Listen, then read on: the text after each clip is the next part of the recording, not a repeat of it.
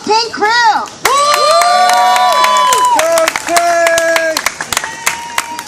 Hey, everybody.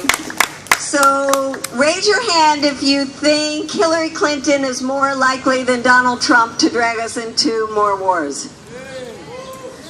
Raise your hand if you think Donald Trump is more likely than Hillary Clinton.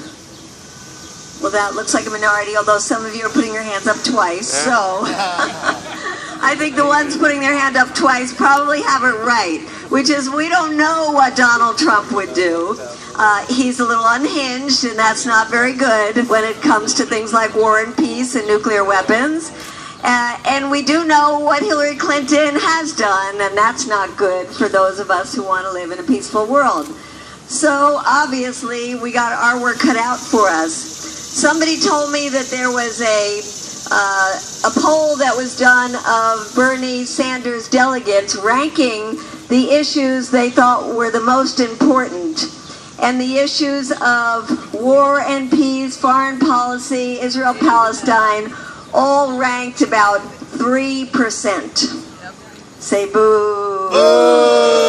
Right, yeah. So that is really disconcerting. I mean, I would think they would be with us on the issues, but the fact that they don't care very much about it, and these are very progressive people, is something we ought to reflect on. So in many, many, many ways, we have our work cut out for us. I think one of the areas where we have a lot of momentum, especially among young people on campuses and among the faith-based community, is the issue around justice for Palestine.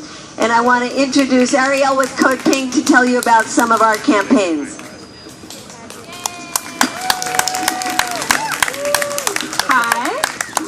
So CODEPINK participates in the nonviolent boycott, divestment, and sanctions movement.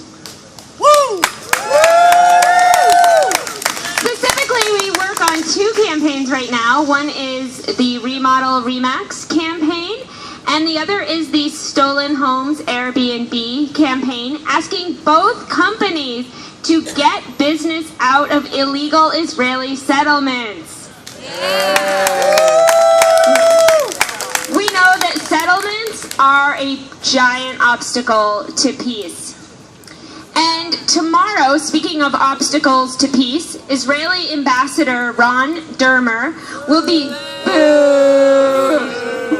in a private meeting at the Pennsylvania Convention Center, and we're going to be protesting outside on 12th Street and Arch Street, which is the delegate entrance to the convention center, at 11:30 a.m. That's 12th Street and Arch Street at 11:30 a.m.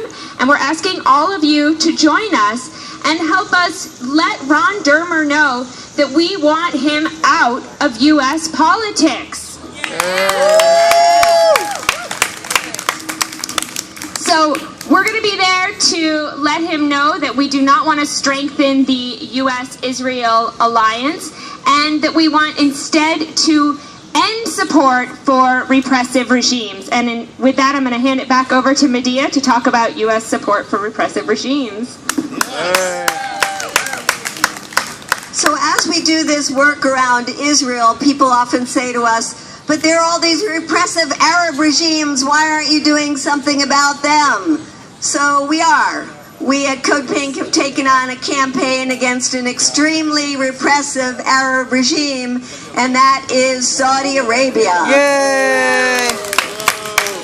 We will be working all this year, and we hope to be working with many of you to highlight the tragic irony that the most repressive country in the Middle East, the one that has really been spreading the Wahhabi intolerant version of Islam, happens to be a great friend of the U.S. government and has become the #1 weapons purchaser of the United States. $97 billion of weapons are in the pipeline right now. Just think about that. $97 billion worth of weapons. The majority of them negotiated under the Obama administration with the okay of Secretary of State Hillary Clinton. as you know, also has a foundation called the Clinton Foundation that has taken many millions of dollars from the Saudi regime. Now, they tell us Hillary Clinton is a feminist, but isn't it strange that a feminist would take money, millions of dollars, from the only country in the world that doesn't allow women to even drive?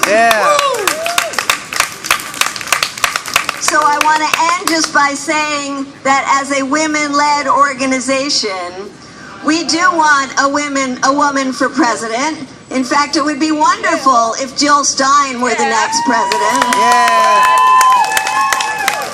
But in the meantime, more important for us is that we have a movement in the streets, in the suites, and everywhere that will put pressure on whoever is in the White House to say, cut the ties with the Israeli regime, cut the ties with the Saudi regime, cut the ties with the Egyptian regime. And we want to say that we will keep working to make sure that we have a government one day that makes diplomacy number 1, number 2, number 3, number 4, number 5, and on and on. And so we'd like to end with a chant that we say when Hillary Clinton says it takes a village to raise a child, we say it takes one bomb to raise a village.